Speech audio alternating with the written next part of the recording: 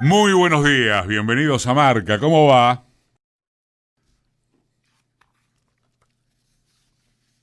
Hay una no novedad de estas horas, y es que mientras la atención mediática se centra en qué va a pasar en cuanto a los nombramientos o no por las restricciones legales de Karina Milei y Rodolfo Barra, no hay secretario de Hacienda. Es decir, la figura clave en el Ministerio de Economía para administrar precisamente eso. No hay. Solo la muñeca política del macrimileísmo o menemismo 2.0, como algunos prefieren llamarle, determinará si lo que asume mañana es o no el gobierno más débil desde la recuperación democrática. Sin duda lo es en las percepciones y los números fríos. Pero sobre eso volvemos en un ratito. Como todos sabemos, y yendo en orden cronológico, Milei saltó a los primeros planos de la política a velocidad de récord desde el panelismo y las entrevistas televisivas, a más o antes que las redes, lo cual es una polémica no del todo saldada y que hoy quizás ya carece de mayor sentido. Su ascenso meteórico trajo además dos novedades que permanecen y que siguen invitando a descartar varios o todos los manuales. La primera es el crecimiento exclusivo alrededor de su única figura.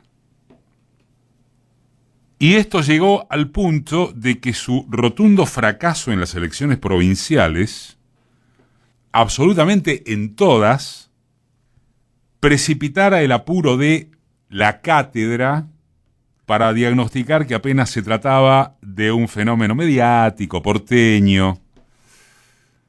Ya vieron, es humo. Y la segunda novedad, empalmada con la anterior, es su ausencia completa de territorialidad física. Hay una inmensa mayoría de provincias, ciudades, zonas que Milei ni apenas pisó, incluso en las rectas finales de primera y segunda vuelta. Siempre se afirmó, una coincidencia prácticamente unánime, que toda fuerza política debía asentarse sobre tres pilares: proyecto, liderazgo y territorio. Muy bien. El tercero sería susceptible de ser anulado o relativizado a menos que se lo mude a territorialidad tecnológica, virtual, digital, símiles. Definir eso con precisión puede ser atrapante para la escena semiótica, pero en cualquier caso queda por detrás de que el contacto físico directo y la organización de aparatos penetrantes ya no son garantía de nada. De hecho, se acumularon montones de campañas en las que la fortaleza presencial, los actos de masas, la relación estrecha entre candidatos y pueblo se han esfumado.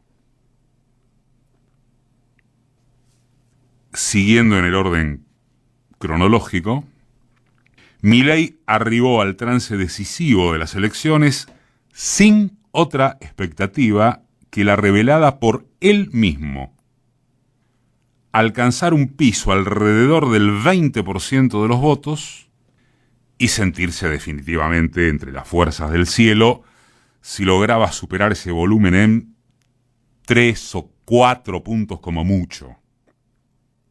Si lo que sucedió desde las primarias lo asombra a él en primer lugar, o si se confesó corriendo muy de atrás por razones de táctica comunicacional, es una discusión estéril. Lo concreto es que, como quiera que sea, Milei de ninguna manera se preparó para gobernar. De ninguna. Solo a un desquiciado analítico puede ocurrírsele que se entrena para esa función, para gobernar, alguien que eliminó contar con gobernadores, intendentes, esqueleto básico de parlamentarios, preparación para los debates, y continúa la lista. Pero Milei, excepto por el apoyo de sus periodistas gurkas en el último tramo, porque previo a eso eran los ensobrados, dispuso de 2 potencias que se descubrieron o confirmaron tan grandes como irreversibles. Una, la bronca contra una inflación descontrolada, en retroalimento con el espíritu gorila tradicional, fijo, alto, muy alto, que se corta las manos antes de votar algo que aún de lejos huela a peronismo. La otra potencia, lo numéricamente auténtico, puro, de la base mileísta, es ese 30% capaz de haber comprado que habría una motosierra contra la casta y que pasaría a cobrar sus sueldos en dólares. Se aceptan refutes de quienes consideren a esto una reducción simplota. Frente a la imposibilidad de armar un gobierno por su cuenta y por fuera, hemos hablado de esto ya el sábado pasado, por fuera de las frívolas polémicas y operetas y certezas también en torno a resentimientos personales, Milei debió recurrir al macrismo para llenar casilleros y ni así le es suficiente. También se puede ver a la inversa. Macri esperó a que ganara y cuando ganó le dijo: bueno, ¿y ahora qué haces? Llega a su mandato con enormes problemas de administración operativa en el Estado. Fíjense ustedes que debe apelar a que en primeras, segundas y terceras líneas subsistan nombres de este gobierno, del que se va. Michel, Labaña, bueno. Le da una mano el cordobesismo, cubriéndole cargos y cajas varias, pero no basta. Y en el Congreso, nunca, se ha visto fragmentación semejante, ex cambiemitas incluidos o a la cabeza. El símbolo de la legislatura bonaerense tal vez sea insuperable. Milei, La Libertad Avanza, tiene 16 miembros ahí.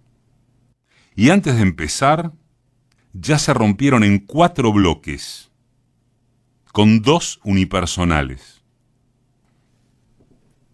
Es este escenario, junto con las marchas y contramarchas acerca de cómo gestionar el tamaño del ajuste, lo que permite inferir la debilidad inédita de Milei y compañía. Pero las cuentas políticas no se sacan de ese modo.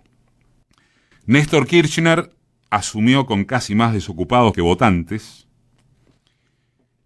y produjo la anomalía progresista que produjo a muy poco de andar.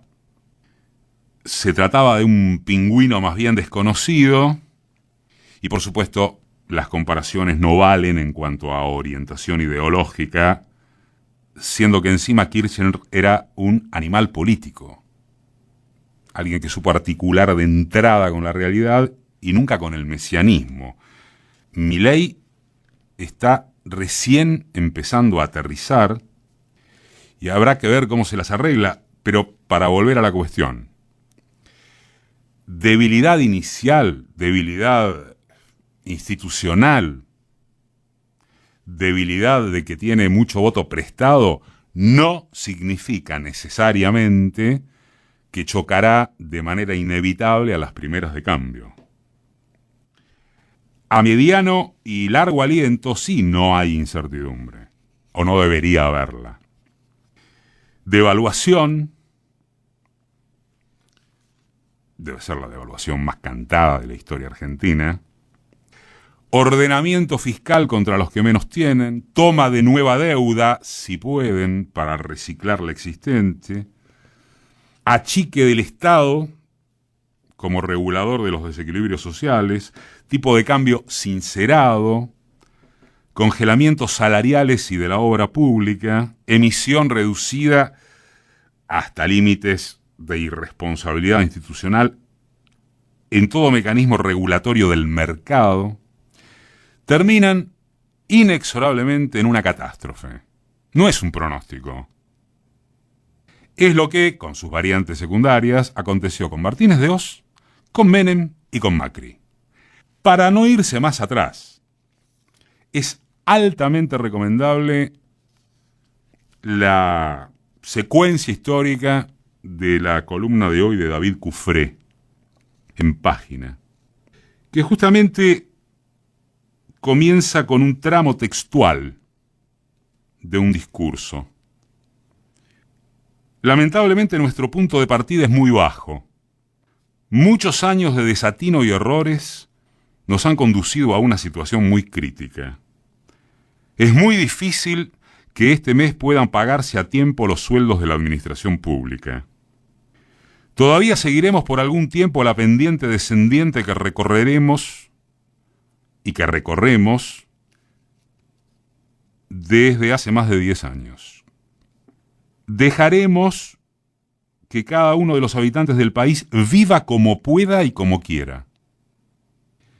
Las medidas en curso permiten que podamos lanzar hoy una nueva fórmula. Hay que pasar el invierno. Álvaro Alzogaray, ministro de Hacienda, 1959.